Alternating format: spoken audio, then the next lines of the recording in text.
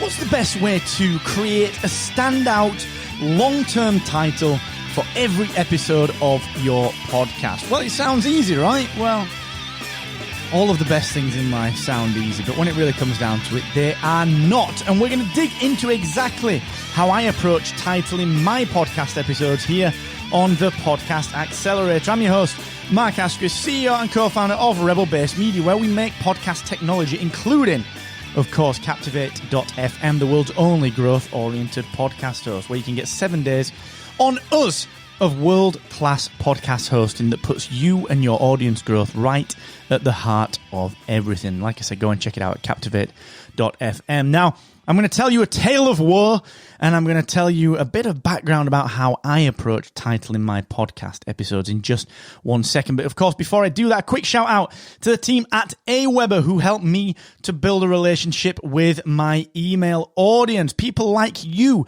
who continually get in touch with me. In fact, it was via email response that I received this very, very question. So I thank you very, very much to everyone that just engaged with me via email. And I urge you, if you are a podcaster, to consider why you aren't getting that engagement. What are you doing that's maybe not quite right when it comes to engaging with your audience? And I'm willing to bet that for the most part, you don't have your email dialed in, if at all, have that set up. So please go and use AWeber for that. I trust them. I've done for years now. Go and check it out, markasquith.com/AWeber.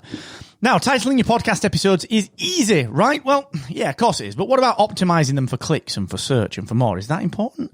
Well, let's get into that in just 1 second. Now, what I want to just talk to you about first is the way that I approach my podcast episodes. You see, I used to own a design, brand, and digital agency, and we used to do a heck of a lot of SEO work, search engine optimization work, and for the longest time, that was what I did on a day-to-day basis. Now, those skills are lapsed to a degree, but some of the basics never disappear. So when it comes to titling your podcast episodes, there are a few things that you need to juggle. First of course, is that SEO goodness. You know, you want your episodes theoretically to start to appear in Google's search results because, as we know, places like Google are indeed featuring single episodes when people search for specific things.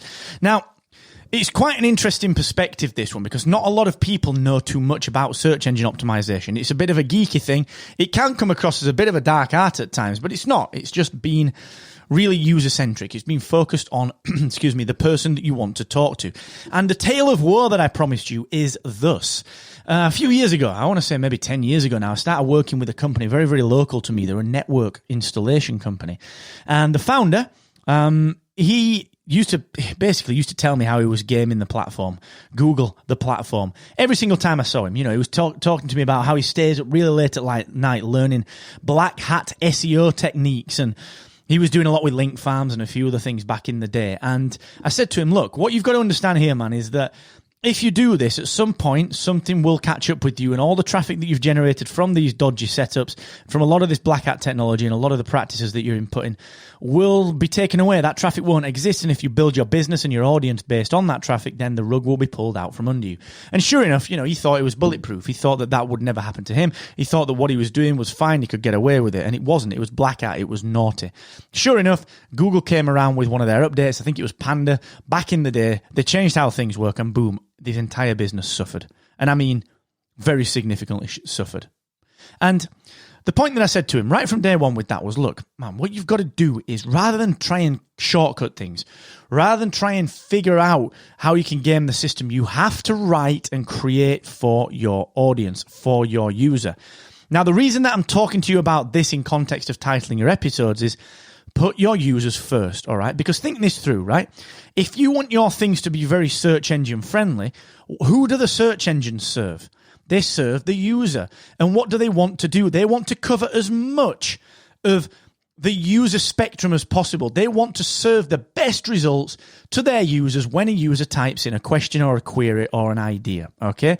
So if you start to get cute with your titles, like I see so many podcasters doing, like I see people thinking about like titling podcast episodes that are all like clickbaity, like find out why this one entrepreneur lost $232 trillion by spending money on Nutella.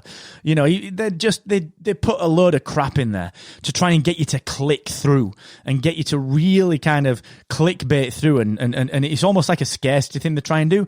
I don't buy into that method of titling your episodes. For me, what you've got to do is go straight at the point. So, okay, my title for today, how to properly title your podcast episodes. There is absolutely, unequivocally no question about what I am talking about on this episode.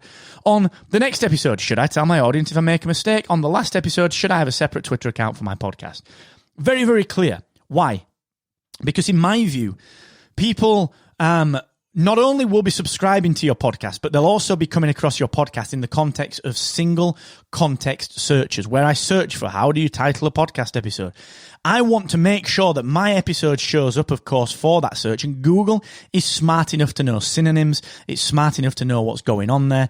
And I want to encourage the click-through, not by being all coy and pretending. I mean, this is a podcast, you know, sure, it's not a listicle where it's like the top 3 reasons that your podcast episode title isn't producing results. Like, fine, I could do a great big long tutorial entitled that on a blog, but for a podcast episode, it's a little bit different. I want to make sure, in my view, that it's very, very clear. Okay, very, very clear. Now, we do this with Spark of Rebellion, my Star Wars show. What we very often do is, because we report a little bit on the news from around the internet, what we tend to do is we will do things like whatever the internet is talking about, we'll go very clearly at. So there was a rumor a while ago that Captain Rex was in The Mandalorian. Okay, the Captain Rex was one of the clone troopers. He showed up in Rebels, and there's a rumor that he's going to be in The Mandalorian, which I'm fairly sure is accurate. And we talked about it on Spark of Rebellion a few weeks ago. So guess what the title was? It wasn't anything fruity. It wasn't anything like latest Mandalorian news featuring this surprise Clone Wars character. No, we're not a clickbait blog. We're a podcast. So instead, I wanted to show up when people searched for that.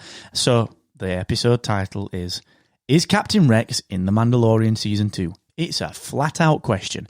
And it's very, very logical and very, very obvious, all right? Because that's enough clickbait. People are listening to podcasts. They're not reading a blog.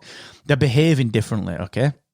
So yes, there's merit in thinking through your titles, and yes, maybe some industries and some niches will do all right with that clickbait style approach. But for me, it comes down to 2 things. You want your audience to look and click through, and it needs to be really clear what you're talking about. And number 2, you need to be making sure that you are giving yourself the best chance of ranking in search engines for terms that are around each particular episode. And the only way to really confidently do that is to, of course, make sure that your title is clear, so that Google can understand it and then serve it to its audience as and when people ask for that sort of content, all right? So that's how you properly title them. You go straight at it. You are really clear on what's in there, and you make the title compelling enough, okay, that someone wants to click through. But for me, don't get cute.